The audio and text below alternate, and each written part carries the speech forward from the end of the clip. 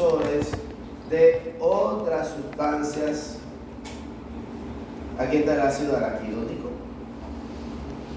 Ellos se sintetizan a partir del linoleico y el linolénico, y entonces a partir de este ácido araquidónico se sintetizan una serie de familias de sustancias conocidas como prostanoides.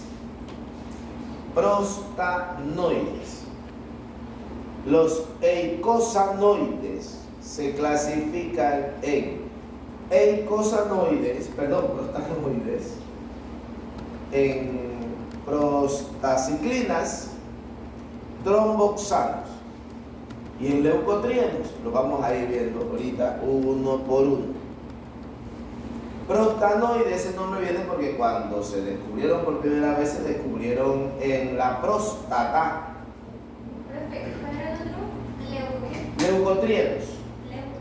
Leucotrienos. Se pensó que eran sintetizados solamente por el hombre. El hombre es el único que tiene próstata. ¿O ustedes han visto que conocen a una mujer con próstata?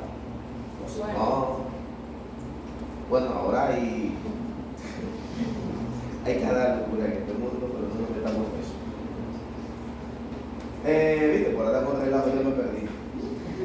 Entonces, ¿qué es lo que ya viste? Me perdí, por andar con el desorden. Prostanoides.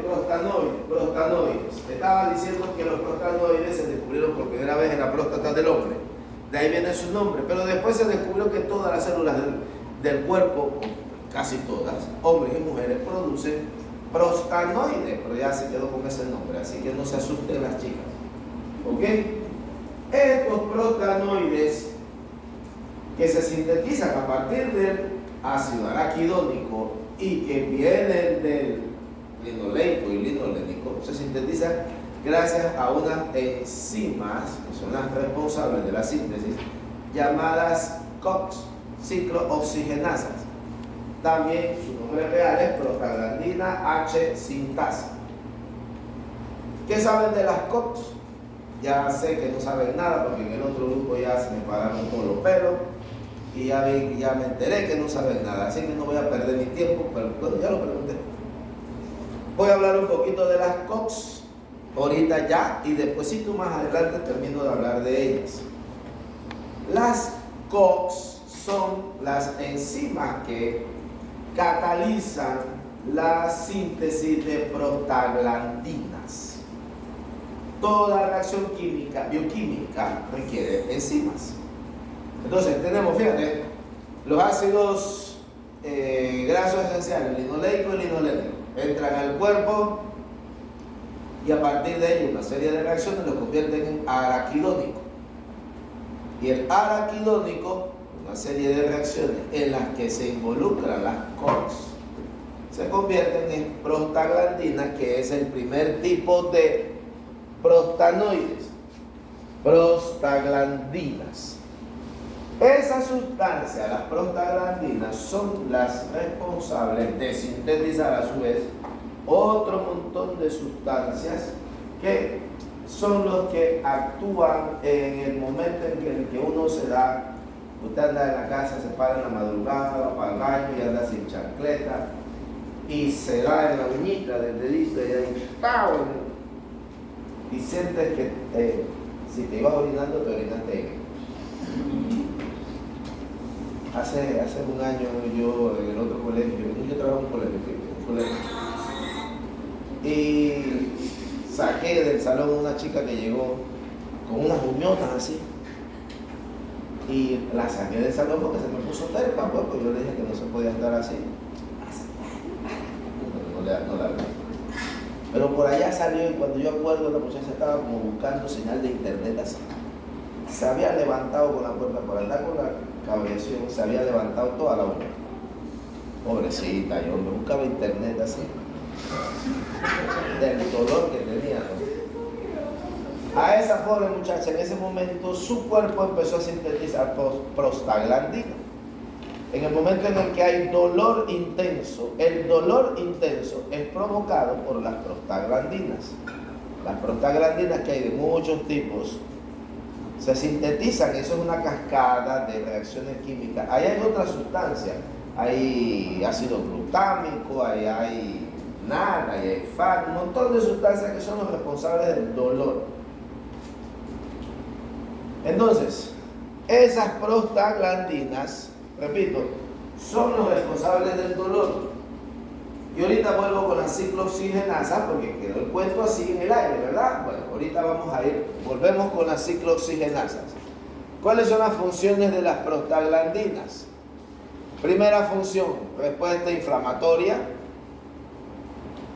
De una vez eso se hincha, queda rojito, te das un golpe y queda hinchado de una vez.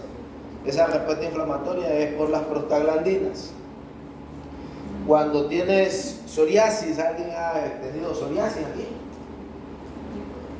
Yo que en la parte de la piel donde hay psoriasis, en los bordes está rojito. ¿No han visto eso? Bueno, esa inflamación es producto de las prostaglandinas. El dolor y la fiebre son la responsabilidad directa de las prostaglandinas. La regulación de la presión sanguínea, la inducción de la coagulación, por eso es que vamos a hacer este jueves laboratorio de coagulación, porque presión, parto no lo vamos a ver, regulación del ciclo del sueño y vigilia sí lo vamos a profundizar un poquito. Entonces, todas estas son funciones o consecuencias de la liberación de prostaglandinas, que repito, se aparecen cuando usted tiene un trauma que te provoca un dolor muy fuerte. ¿Ok? Las prostaglandinas tienen una acción muy parecida a las hormonas. ¿Qué es una hormona? Bueno, de eso debemos hablar. Lo que voy a hacer es que durante todo el semestre voy a ir hablando de hormonas, porque si espero a llegar al final, no voy a hablar nada de ello. Y aquí vamos a hablar un poquito de eso. ¿Una hormona qué es? ¿Qué son las hormonas?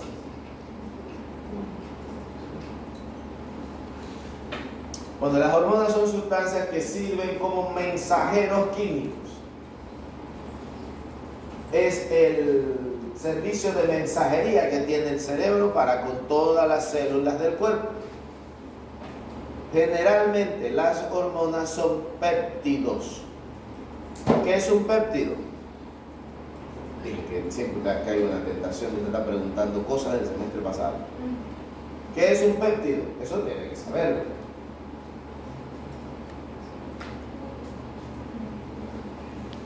Un péptido es una cadena pequeña de aminoácidos. Por ejemplo, hay péptidos como el glutatión, que nada más tiene 3 aminoácidos. O la insulina, que es una hormona que tiene 51 aminoácidos. Entonces, las hormonas son péptidos, generalmente péptidos, algunas son proteínas más largas, pero generalmente son péptidos pequeños que tienen acción global, es decir, actúan en todo el cuerpo. Por ejemplo, la insulina, cuando el cuerpo, el páncreas libera insulina, la acción de la insulina es en todas las células del cuerpo. Entonces, a diferencia de las prostaglandinas, que actúan como hormonas, pero tienen una acción local. Es decir, si tú te golpeas la uña del dedo del pie, no te duele la cabeza. Solamente te duele el dedo del pie, aunque hay gente como yo que me golpeo el dedo y a mí me da fiebre. Mentira. Tampoco así. Bueno, estas prostaglandinas tienen una acción local, a diferencia, repito, de las hormonas. Bien. Entonces aquí está la estructura básica de las prostaglandinas. Fíjate, son 20 átomos de carbono. 1, 2, 3, 4, tal 20, allá también es 20, y si se fijan allá, entre el carbono 8, 9, 10, 11 y 12, hay un anillo de ciclopentano. Esa es una característica de las prostaglandinas. Ahora me vengo para acá, aquí está el anillo de ciclopentano. Este es el ácido prostanoico. A partir de él se sintetizan todas las prostaglandinas, y hay como 20. En la siguiente imagen vamos a ver cuáles son las diferencias. Hay prostaglandina A, B, C, D, E, F, G, H, I. Y entonces dentro de ellas, dentro de la A, hay A1, hay A2, hay A3, B2, B4. No quiero abrumar con tantas de ellas, vamos a hablar específicamente de las principales.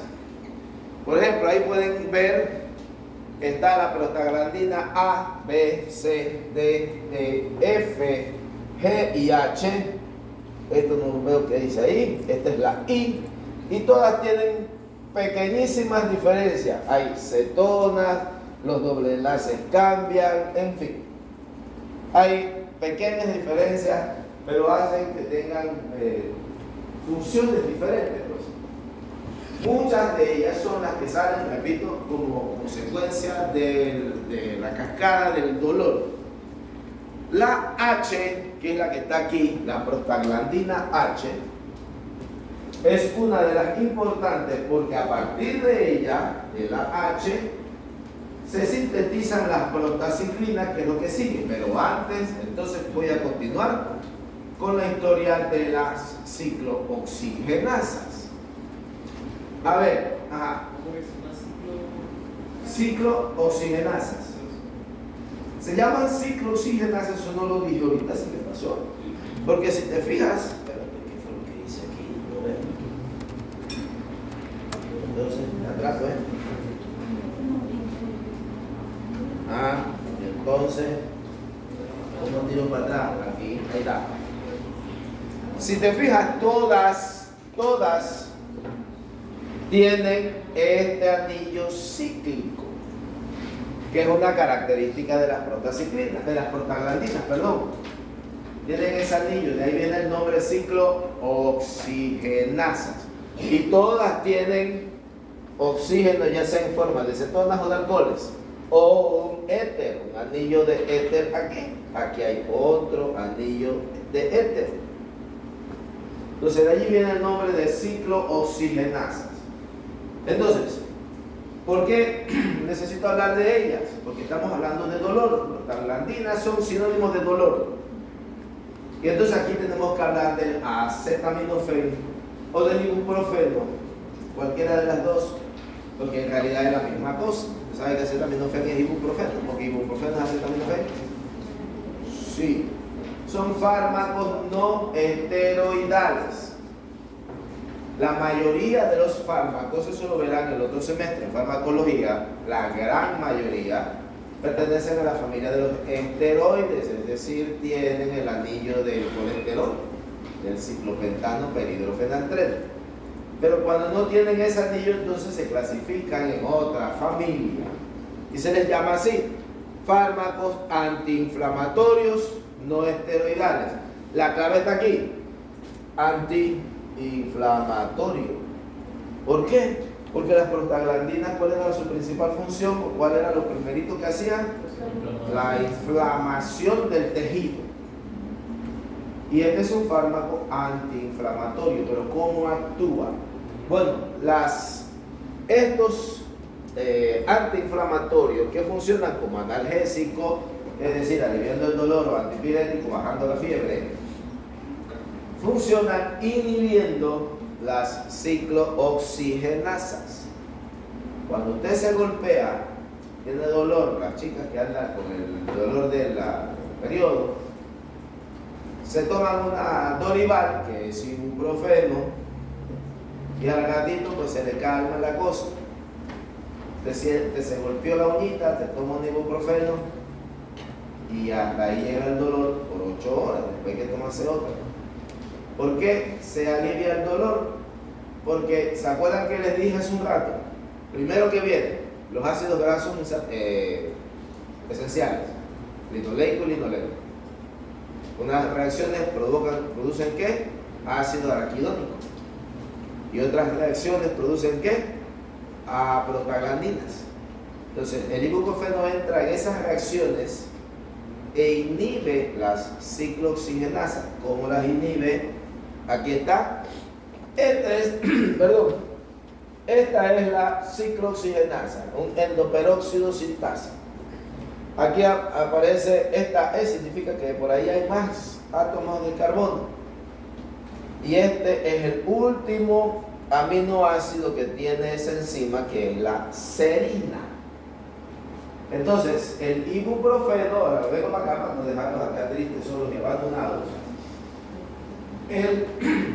El OH de la serina se ve acetilado con el ácido acetilsalicílico. Aquí está la aspirina, la enzima, y entonces ahora fíjate que todo ese pedazo quedó en la enzima ciclooxigenasa. Al cambiarle su formación estructural, su estructura molecular, esa enzima ya no hace lo que tiene que hacer, le queda inhibida. Y al inhibirse, no se sintetizan las prostaglandinas. Y si no se sintetizan las prostaglandinas, no hay cascada de dolor. Entonces se acaba el dolor.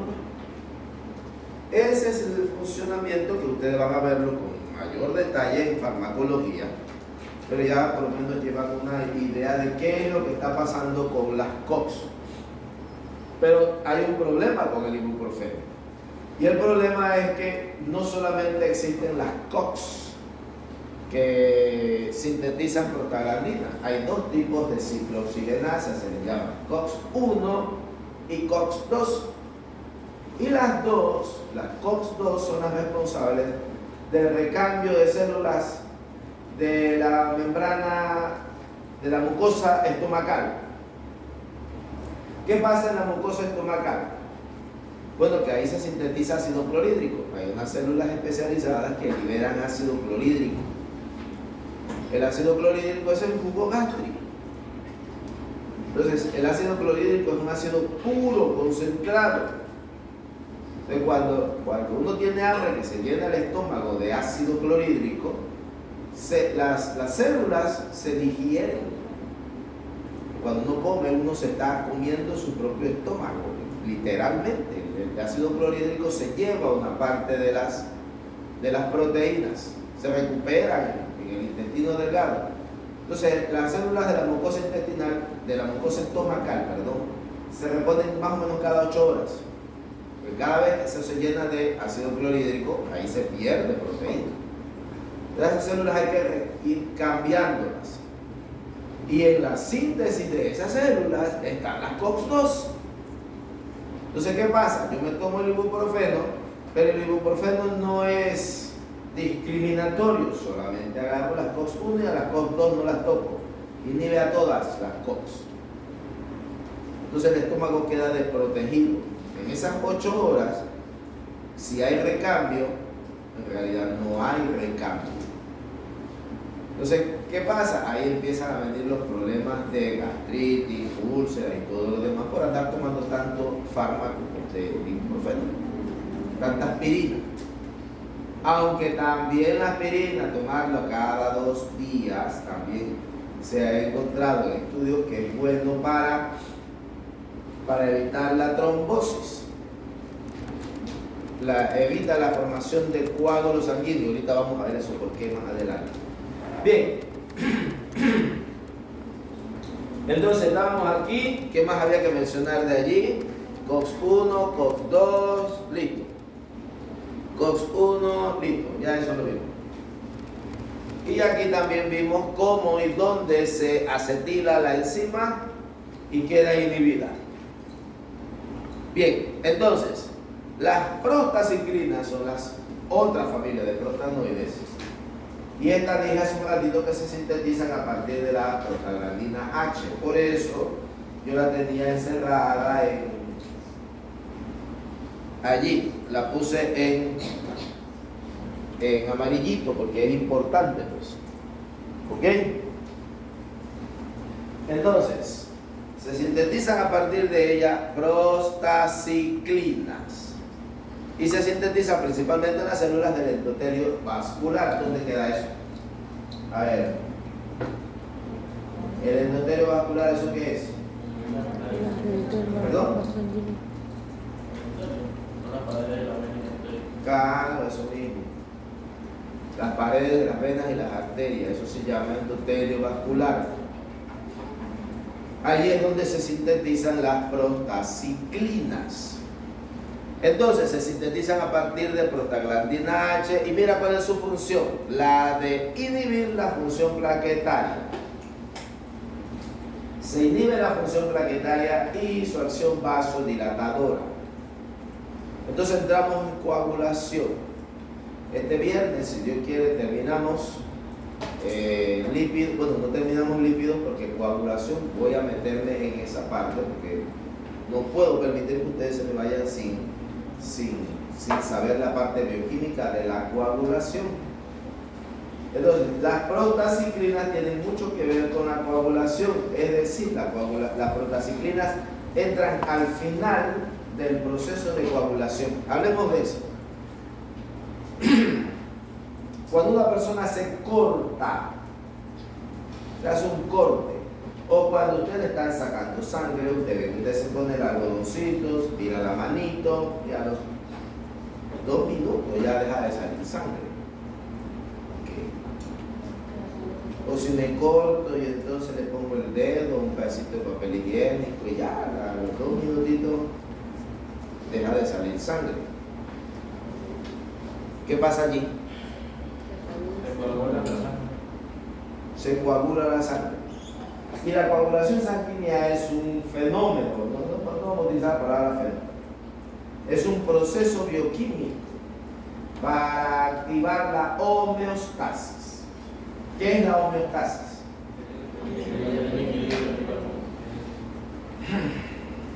Sí, pues.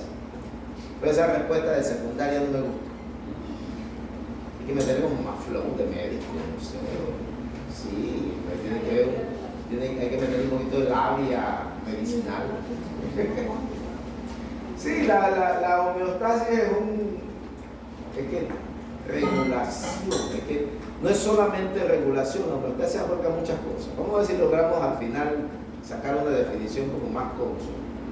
Por ejemplo, ¿cuál es el proceso homeostático más común de todos? Y aquí en Panamá es bien común. A ver. Sí, en Panamá, de todos los procesos homeostáticos, en Panamá hay uno que las 24 horas estamos en eso. Sudoración. Sudoración. ¿Para qué sudamos? Para regular la temperatura de nuestro cuerpo. Regular la temperatura del cuerpo. Regularla. Es que ahí es donde no me encuentran. ¿Por qué? Porque el término no sería regular. Fíjate, ¿el cuerpo a qué temperatura tiene que estar? 37.1, 37.2. Desde que ya llegamos a 37.9 ya estamos 38 ni se diga, y 39 ya estamos a punto de pelar el bollo. Y a 40 yo fui bombero por más de 27 años. Un día me dio una fiebre y sé porque yo estaba bien, ido en el más allá. Y llegué a los 40 y yo me desperté, me paré, me metí al baño, me bañé y me fui a poner el uniforme de bombero porque era 3 de noviembre y yo tenía que ir a desfilar.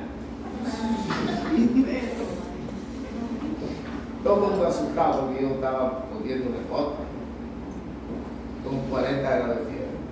Entonces, ¿qué pasa? Si la temperatura corporal debe ser 37 algo y afuera está en 40, el cuerpo tiene que nivelar, regular, sí, no me gusta el término, pero vamos a utilizarlo.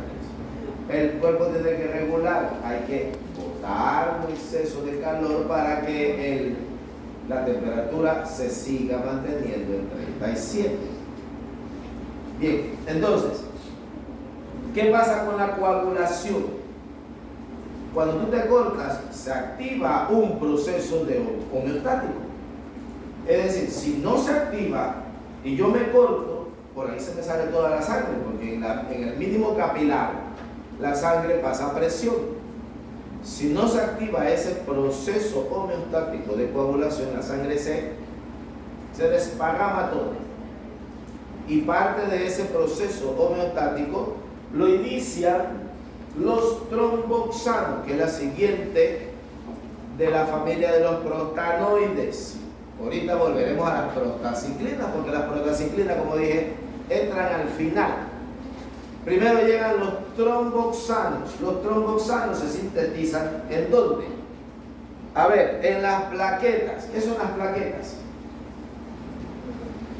Hay una enzima que se llama tromboxano sintasa, que es la responsable de la síntesis del tromboxano B2. Son varios tipos, pero el principal es el tromboxano B2. ¿Qué son las plaquetas? ¿Para qué sirve eso?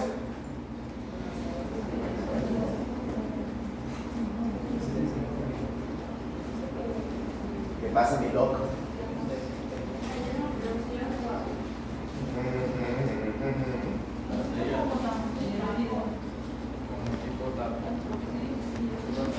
Sí, pero me están diciendo para qué sirve, pero no me han dicho qué son. ¿Las plaquetas son células o no son células? Entonces hay que empezar por ahí. Son un tipo de célula que sirve para, bueno, sirve para el proceso homeostático de la coagulación. Cuando hay una cortada, hay otras sustancias que ahorita vamos a ver también, que empiezan a llamar a las plaquetas: ¡hey! Vengan. Y las plaquetas corren para allá y forman un tapón interno. Tapón, recuerden esa palabra para el laboratorio del jueves.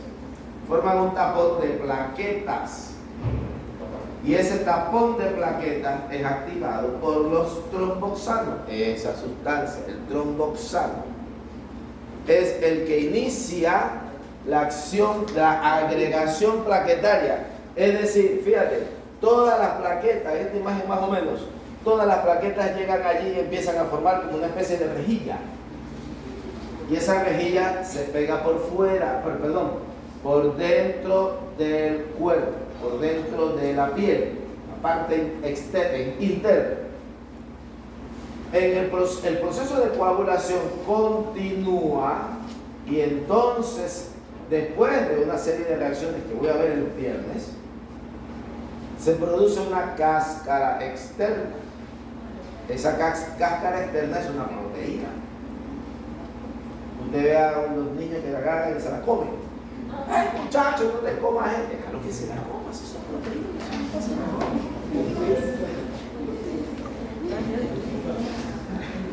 Claro, eso de andar comiéndose eso como que no, ¿verdad? Eso no va a matar a nadie. Eso es una proteína. Se llama fibrinógeno. Lo que sí hacemos es que apenas sale uno quiere quitársela. Y desajustamos todo el proceso de coagulación. Y obligamos al cuerpo a tener que producir más. Eso crea, aparte de que si te la quitas, se te puede infectar, porque tu mano, las bacterias. Ok, entonces, se activa la agregación plaquetaria y se forma el coágulo, el trombo. Un coágulo es un trombo, o un trombo es un coágulo que evita, tapona la cortada para que no se salga la sangre. Ok, dentro de por ejemplo, hay patologías que hay gente que tiene que inyectarse cada 2 días. Una cosa que se llaman factores de coagulación, que es lo que voy a ver el viernes.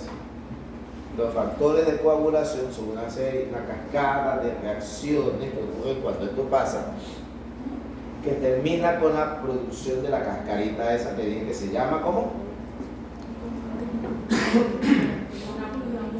Fibrinógeno. Eso lo explicaré el viernes con lujo de detalle. Entonces, cuando ya se forma la costra interna y externa, entonces vuelvo un poquito atrás y ahí es donde entran las prostaciclinas. Ya cuando se taponeó, ya cuando se evitó la salida de la sangre, las prostaciclinas llegan ¿a qué? A desactivar las plaquetas y para que ya se acabe el fenómeno, el proceso de la coagulación. Usted que va a ver cuando usted se corta, alrededor hay una inflamación, se ve rojito en las cortadas. Y si eres diabético, peor. Se pone eso rojito, rojito. Pero después de 2 o 3 días la inflamación baja. Eso es gracias a las prostaciclinas. Ok. Siguiente familia de eutocanoides. La primera familia eran los prostanoides. Y los prostanoides se dividían en 3: prostaglandinas, prostaciclinas y tromboxanos. Prostaglandinas, dolor. Prostaciclinas y tromboxanos, coagulación. Uno la activa y el otro la desactiva, para entenderlo de una manera global. Ahora los leucotrienos y las lipoxinas. Dime. Prostaglandina, dolor. Ajá. La otra era. Las prostaciclinas y los tromboxanos están relacionados con la coagulación.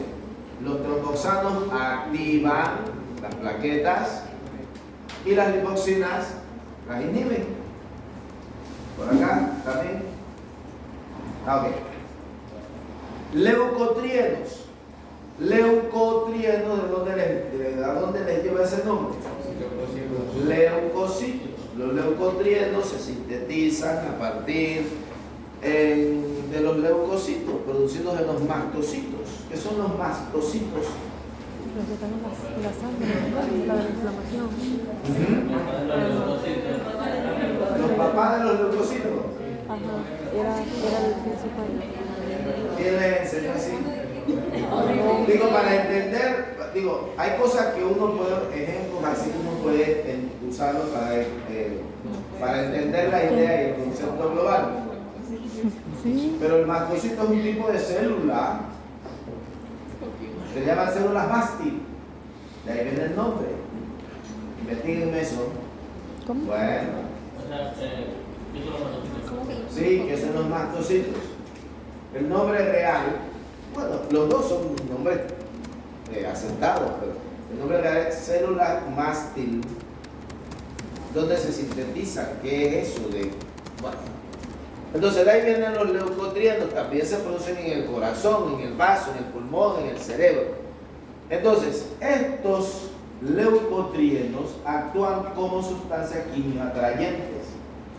¿Se acuerdan ahorita que les dije? Me corto, ¿quién llama las plaquetas? Leucotrienos. Son sustancias que cuando van pasando por ahí, ven el bochinche, ven la pega, se cortó, ¡hey! Avísale a las plaquetas que vengan a taponear eso allí. Entonces, pero como ellos son quimioatrayentes y como tienen una acción inflamatoria, también son los responsables también son los responsables de las reacciones anafilácticas. Y aquí hay que hablar bastante de eso. No como yo quisiera, pero las reacciones anafilácticas son lo máximo. Eso, por ahí le voy a mandar a leerse un escrito de las reacciones anafilácticas. ¿Qué es eso? A ver, ¿quién tiene una idea de qué son las reacciones anafilácticas? No va a entender así. Anafilaxis es como de A y que no A de no y de lo demás como que no respira. Sí, la persona que hace respiración se puede morir. Eso es lo que pasa cuando, si no lo recuerdo, cuando toman los hemófilos y sale la inflamatoria. Sí, ahí entra los. ¿A qué? Ajá. Son unas reacciones de qué. ¿Alguien es alérgico al marisco? No, hombre. Más. La que no puede comer un camarón. ¿Qué vida más triste?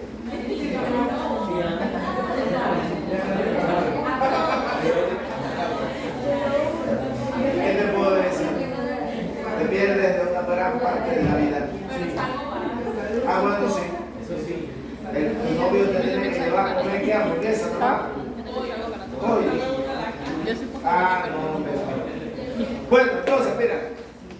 Cuando una persona es alérgico a algo, a la penicilina, por ejemplo, una persona alérgica a la penicilina, le inyectan penicilina y se le meten el antídoto de una vez, se muere. A la hora se muere. ¿Por qué se muere? Bueno, el sistema inmunológico, por alguna razón, tiene un fallo un fallo en la matrix, dirían ahora. Entiende que algunas sustancias son invasoras.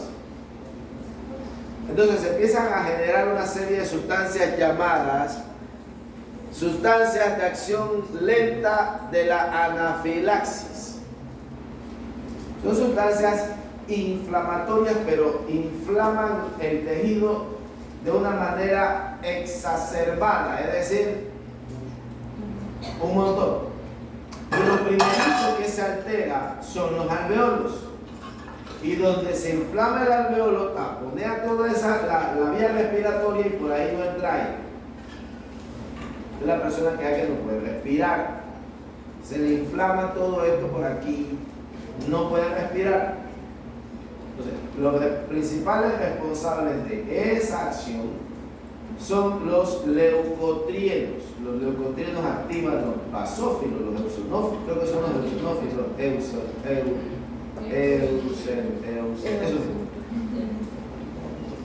Y entonces se produce esa reacción. Repito, de ahí yo voy a mandarles a leer un poquito para que entendamos el mecanismo de la reacción anafiláctica. Las lipoxinas, entonces fíjate que hacen todo lo contrario a los leucotrienos. Estos poseen propiedades antiinflamatorias. Algo que no mencioné al principio y que debo mencionar es que en el caso de las leucotrienos y lipoxinas, esas se diferencian de las prostanoides en que ya tenemos un anillo cíclico. ¿Se acuerdan? Lipoxinas y leucotrienos no tienen anillo. Son estructuras lineales. Aquí se ponen dobladitas así por cuestiones de espacio, porque todavía hay 5 carbonos más. Pero en realidad son una cadena totalmente lineal. Ajá. Los leucotrienos tampoco tienen. No. Leucotrienos y lipoxinas no tienen anillos cíclicos. Bioquímicamente hablando, esa es la principal diferencia. Por eso es que los prostanoides son sintetizados a partir de ciclooxigenasas, y los leucotrienos y lipoxinas se sintetizan a partir de lipoxinas, por ahí estaba, lipooxigenasas. Son sustancias lipídicas, pero que no poseen el anillo característico. ¿Ok? Bien, ahí termino con eicosanoides y vamos a profundizar un poquito en la parte de la coagulación, que es una de las funciones de este tipo de sustancia lipídica. Cuando veamos respiración, ahí profundizaremos en otras características de los eicosanoides. Ahora vamos a entrar en la digestión y en la absorción de los lípidos. A ver, digestión. Hablando de la digestión de los lípidos, hay que aclarar. Una de las principales características de los lípidos, yo lo dije la semana pasada, es que como no se disuelven en agua, presentan un problema metabólico para el cuerpo. Entonces el cuerpo ha tenido que utilizar ¿cómo se llama? ¿Cómo se llama la ciencia esa que estudia a través del tiempo?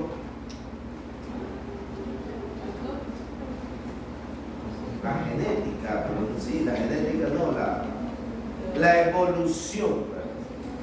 El cuerpo humano ha evolucionado de manera de que ha encontrado la forma de transportar, primero de absorber, digerir y transportar este tipo de sustancias lipídicas. Porque repito, la sangre es 80% agua, 60-70% agua, y los lípidos no se disuelven en agua. Entonces, ¿qué hace el cuerpo? Bueno, una de las estrategias que ha utilizado el cuerpo es la de crear micelas. ¿Saben qué es una micela? Ahora hay una cosa muy... Ven, las chicas han comprado esos pañitos de agua micelar. ¿Saben qué es eso? ¿Qué es? No tienen la menor idea. Agua con aceite. Agua y le ponen agüita de rosa para que huela a yeyezón.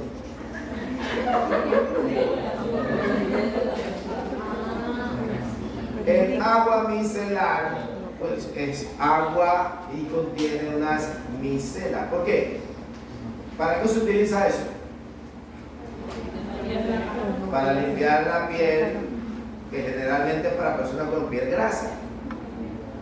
Entonces, la idea es que la grasa quede atrapada dentro de una micela. Una micela es una burbuja de grasa.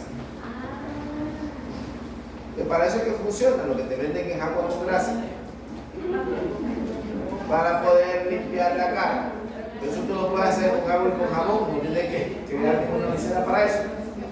Pero eso es para vender y ahora, ay, eso es la última yeyezada. Pero en fin. Entonces, ¿qué pasa? Cuando tú creas una micela, repito que es una burbuja que tiene una parte externa que se disuelve en el agua, pero la grasa queda atrapada dentro. Entonces la grasa se puede transportar en el agua, encerrada dentro de la micela. Cuando tienes muchas burbujas de micelas, o tienes muchas micelas, lo que consigues es una emulsión. ¿Quién ha preparado aquí mayonesa? Nadie, no puede ser. Mayonesa. Lo que tenemos es una emulsión. A ver. ¿Saben qué es la mayonesa? ¿Qué es? ¿Qué? Sí, eso es de qué está hecho. ¿Pero qué es? Una salsa. Bueno, la definición, la definición correcta de mayonesa es una emulsión. La mayonesa no es una mezcla. La mayonesa es una emulsión, una cosa diferente a la mezcla. Acuérdense de la clase de química de 10º grado. Hay mezclas homogéneas y mezclas heterogéneas. Las homogéneas se disuelven una en la otra, como el agua y el alcohol. Las heterogéneas no se mezclan, agua y aceite.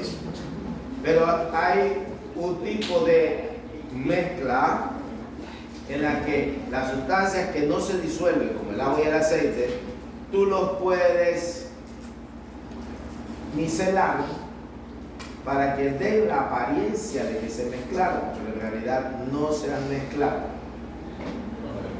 Cuando tú haces mayonesa, agarras huevo y le vas agregando un hilito de aceite, lo vas mezclando y el alcohol, el limón es para darle saborcito. El limón no hace nada allí.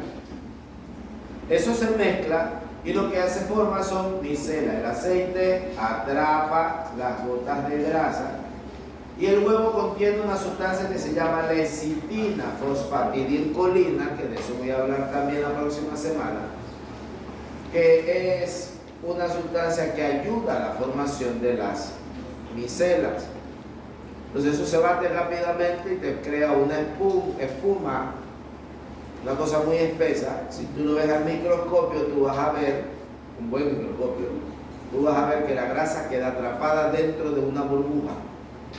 Entonces eso es lo que hace el cuerpo para poder absorber, transportar, digerir los lípidos. Bueno, nosotros ingerimos, bueno, ahorita continúo con la idea, voy a la dieta lipídica. En la dieta nosotros ingerimos principalmente ácidos grasos insaturados, es lo que más comemos.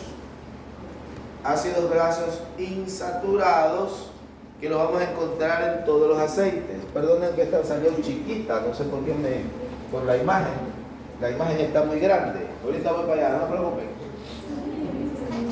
Bueno, ácidos grasos saturados los obtenemos en todo lo que son los lácteos, mantequillas, carnes, la grasa. Y los ácidos grasos insaturados, que son los que más ingerimos en teoría, habrá algunos que comen más saturado, pues abundan en los aceites vegetales. El de oliva contiene 80% de oleico.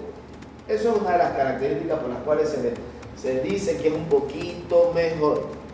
El oleico, linoleico y linolénico, aunque el oleico no tanto, pero el oleico también es poliinsaturado de la familia de los omega 3.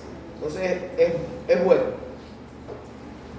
Mientras que, por ejemplo, el girasol contiene 91% de insaturados, pero contiene palmítico y esteárico, que son saturados.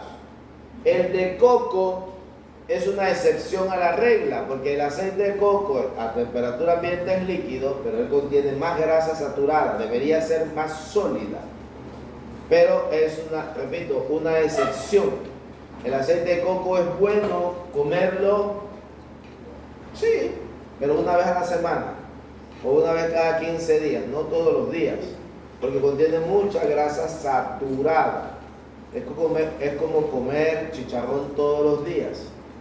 Y a pesar de que no es que sea malo, pero el exceso sí, pues es el problema. Ok, entonces, ¿dónde empieza la digestión de los lípidos? En la boca. Porque en la saliva hay amilasa salival y hay lipasa lingual. La lipasa, toda la familia de las lipasas, son enzimas que hidrolizan lípidos. En la saliva hay una que ya va cortando los primeros ácidos grasos, digiriendo los triglicéridos también. Y entonces de allí la comida, la carne, llega al estómago, y en el estómago tenemos la otra lipasa. La lipasa, ¿cuál? Gástrica. La gástrica. La lipasa gástrica es la única enzima del cuerpo que puede sobrevivir en el pH ácido del cuerpo, del estómago. Y entonces se empiezan a hidrolizar los primeros ácidos grasos. Y esos primeros ácidos grasos son los que el cuerpo, el estómago, utiliza para crear las primeras micelas. Es decir, el cuerpo, el estómago, empieza a moverse, el movimiento peristáltico estomacal empieza a moverse y se empiezan a crear las primeras micelas. ¿Usted ha visto alguna vez cuando uno vomita y se ve clarito las gotitas de grasa? ¿Nunca has visto eso? Bueno, el jueves vamos a tener que hacer una experiencia de laboratorio de eso. ¿Quién es el voluntario? Hay que comer una grasa y... No, hombre, no.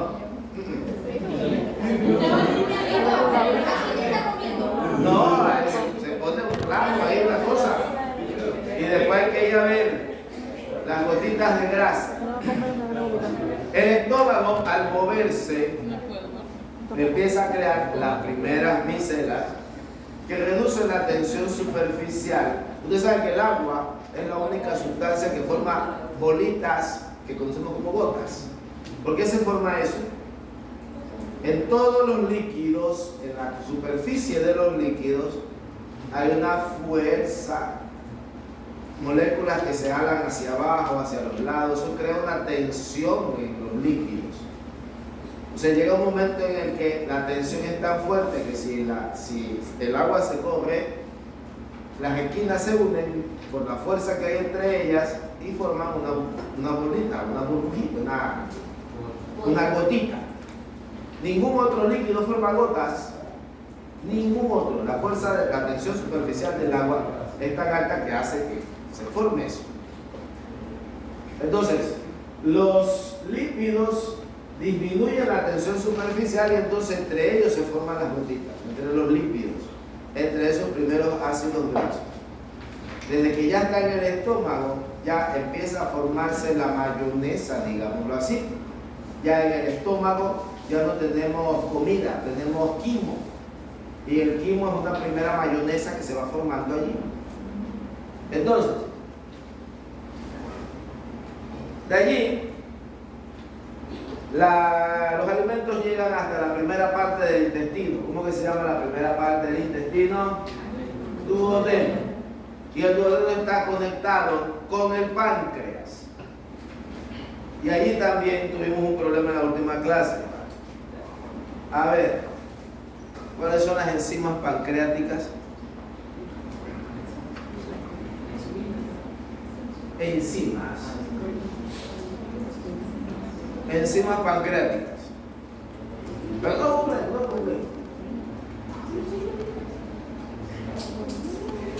Ustedes no dieron digestión de proteínas tampoco. Sí la dieron. Por ahí escuché un sí. Sí dieron. Entonces sí, ustedes que no se acuerdan. ¿Qué hace el páncreas? Bueno, el páncreas es un órgano que tiene dos funciones. Es un órgano y también es una glándula. Una glándula es un órgano que libera hormonas. Ahorita no vamos a ver la parte hormonal, vamos a ver la parte de su función como un órgano dentro del sistema digestivo. El páncreas libera una mamajuana, un líquido que es rico en bicarbonato de sodio. ¿Para qué se libera bicarbonato de sodio? Bueno, ¿para qué? Para subir el pH. Muy bien, viste que si dieron una cosa, me están echando cuentos. Para subir el pH del estómago es 1, el ácido clorhídrico. Cuando llega al duodeno hay que bajar el pH, hay que subir el pH.